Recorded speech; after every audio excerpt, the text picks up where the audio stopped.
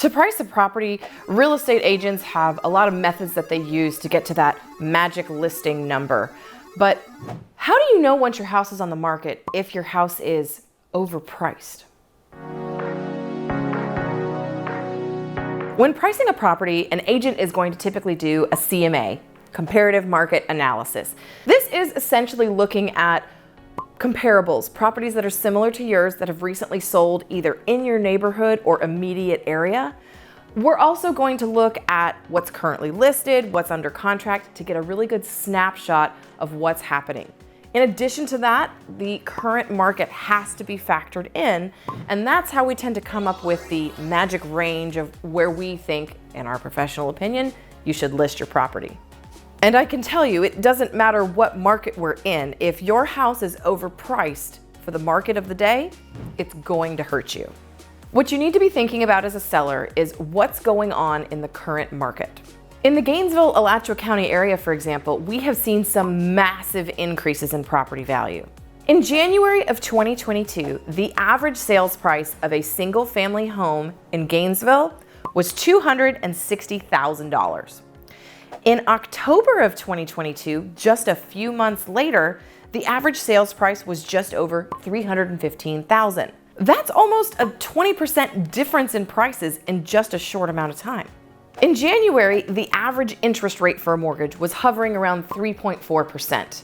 Right now, we've seen it go up to as high as 7%, but the average nationally is about 6.95%.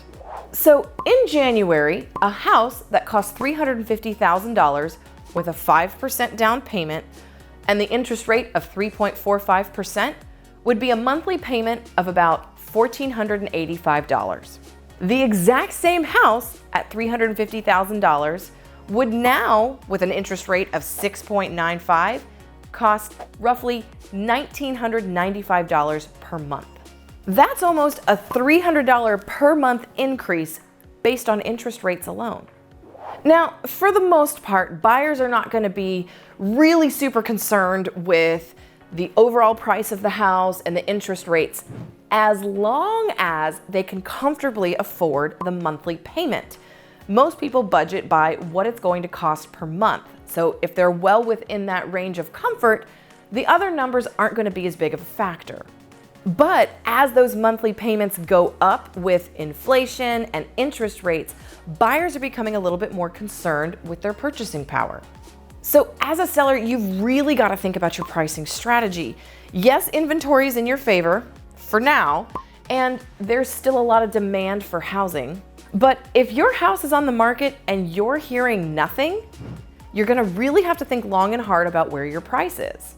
Plain and simple, it's just no longer realistic to expect to get for your house what your neighbor got a year ago or even 6 months ago. And not just in price. We're talking days on market have increased, contingencies have increased, sellers are now doing repairs, offering closing costs, giving credits to the buyer. There's things that you've got to do to put yourself forward as you get more competition on the market with inventory rising and buyers really feeling the squeeze. The market of the moment is changing rapidly, and you've got to make sure you and your agent are staying ahead of it so you don't lose any more time. So if you're hearing crickets, it's probably time to ask, is my property overpriced? Here's the real deal. When your house is priced appropriately, marketed correctly, and in tip-top shape, you're gonna see movement and you're gonna get offers. But it's absolutely true that the market is shifting.